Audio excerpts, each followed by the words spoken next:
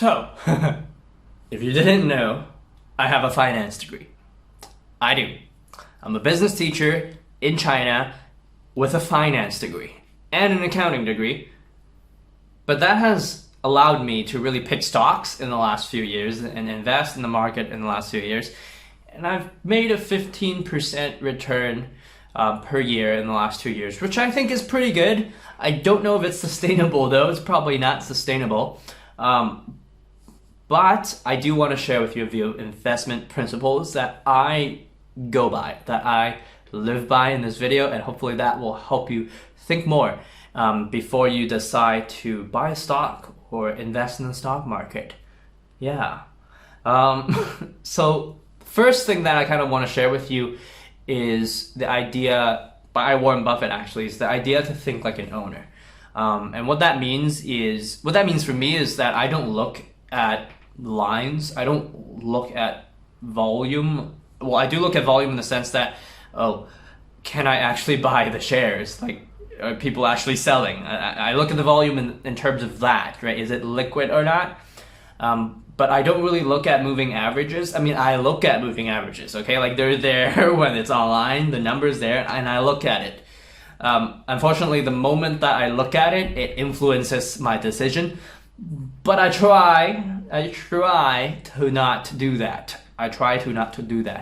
Okay, so what do I actually look at? I look at how much money the company is making. I look at the assets and the liabilities of the company, and then I compare that to the price of the company. Because if I'm thinking like an owner, first step, think like an owner, like Warren Buffett says, then if I'm somebody that I'm investing in a business, then the only really metric that matters is what is the cash flow that the business will bring me, put into my pocket, and how much am I paying for that cash flow.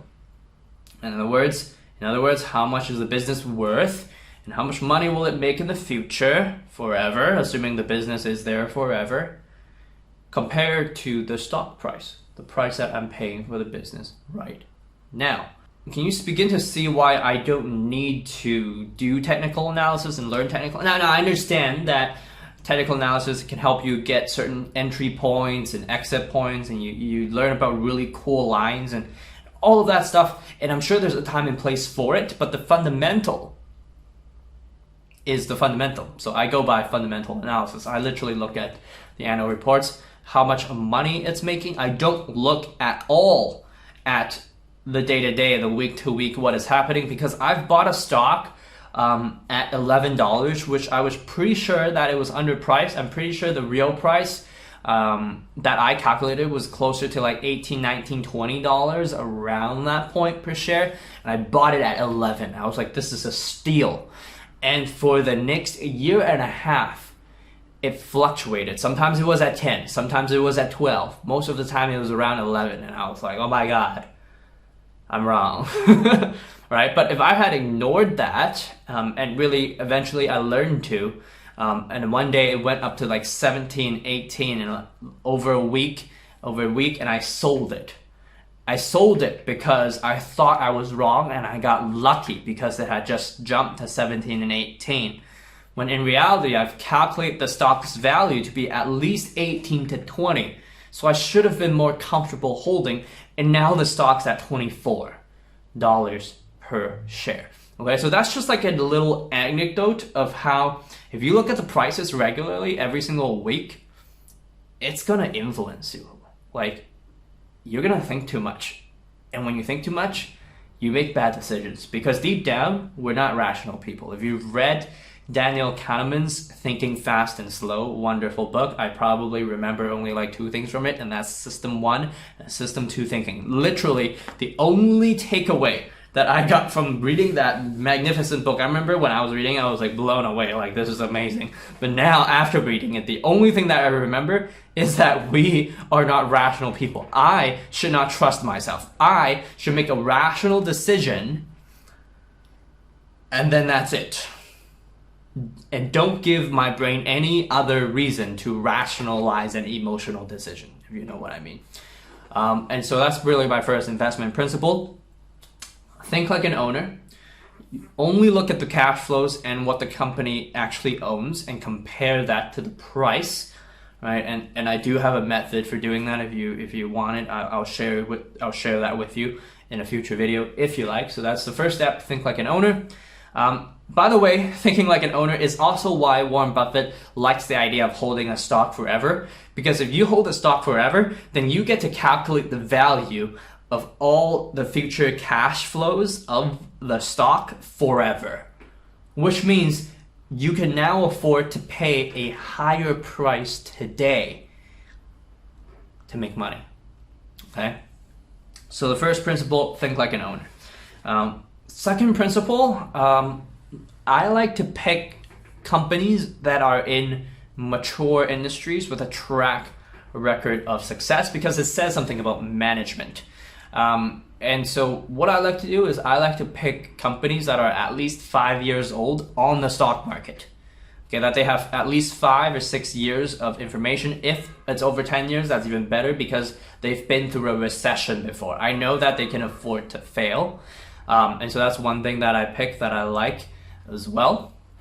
In a mature industry, so I'm not really picking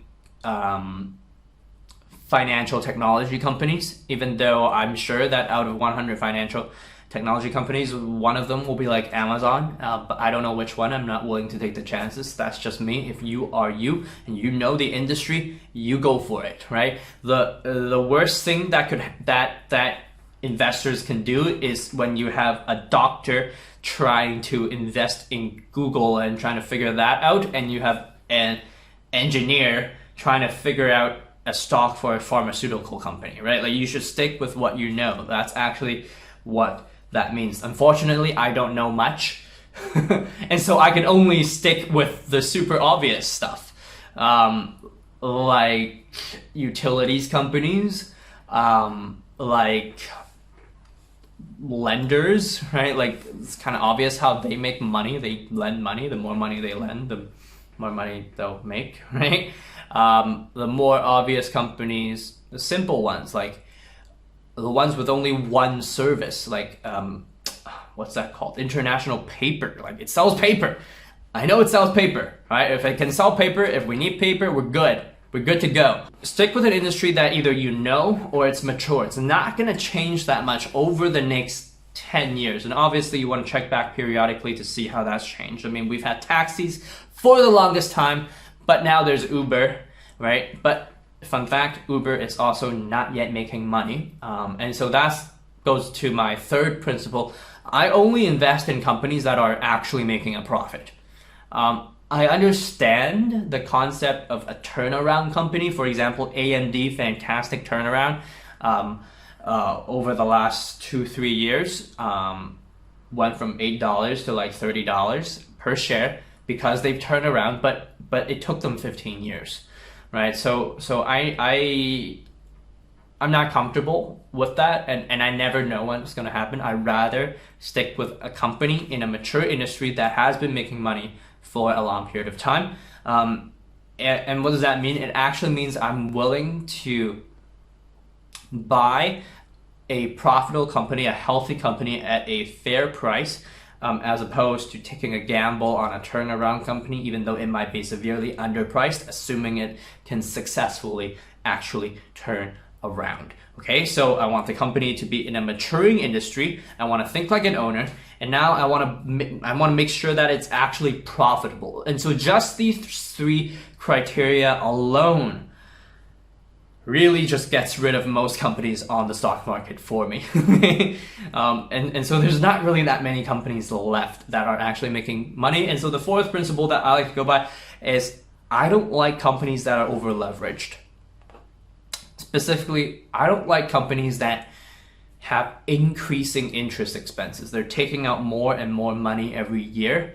And especially if this increase in interest expense is a bigger increase in proportion to the increase of their sales, their gross profit, or their net income, or all 3. All right, so I just don't like over-leveraged companies because in recessions, they get hit real hard. And if they're not able to meet their debtors or their creditors' obligations, then they're in trouble. You know, I don't want them to be in trouble. Also, I don't like the idea of banks being paid before I do, in case like something happens to the company, like it needs to shut down and things need to be liquidated.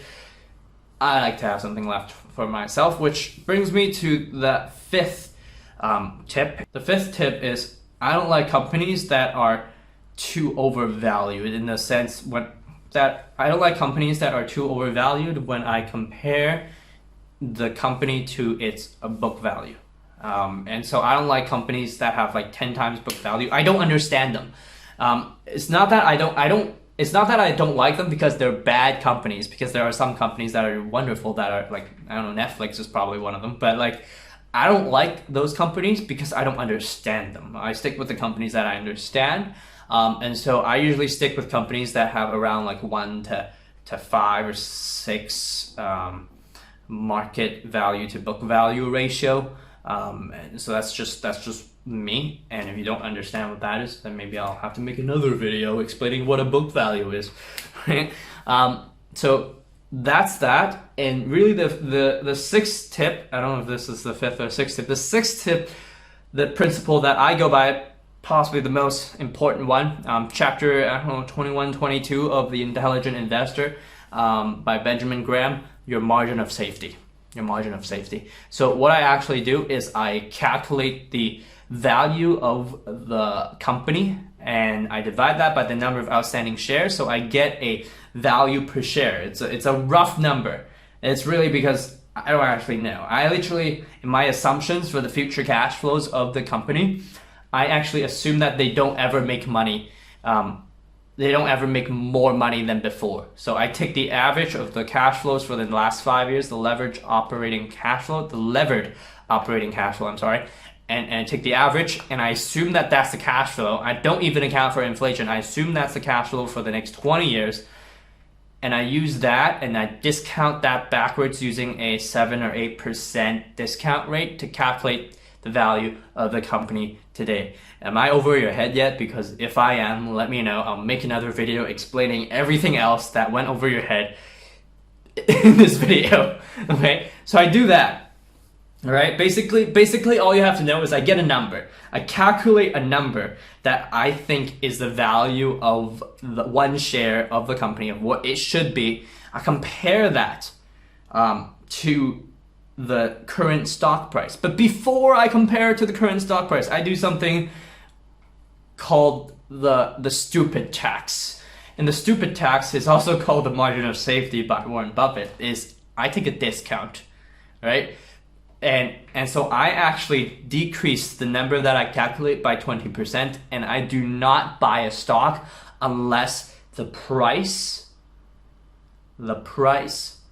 of the one share of the company on the market is below or at the number that I've calculated minus 20%. And guess what? You get rid of a lot of companies with the method that I literally just went over with you. Finding a company that doesn't have too much debt, that has been profitable for literally the last 10 years, that has been on the stock market for at least 5 years, that is in a maturing industry, and then you calculating the price of the share that you should pay for that company. And then from there, okay, I get a list. From there, I look at each individual company and I pick the ones. I compare each of them, and I pick 2 or 3, and I stick with them for like 1 to 2 years, 2 3 years, and I see what it's like. And during that period of time, I had a lot of self-doubt of like, am I going to be wrong? Am I actually wrong? Is this actually going to make money? And somehow in the last 2 years, I've made money with all of my decisions, mainly because it's a bull market. That's actually what I'm thinking. But I do think we're nearing the end of the bull market. We've had a good run. And so I have switched to more defensive stocks. So whatever that means to you, it kind of means something different to everybody.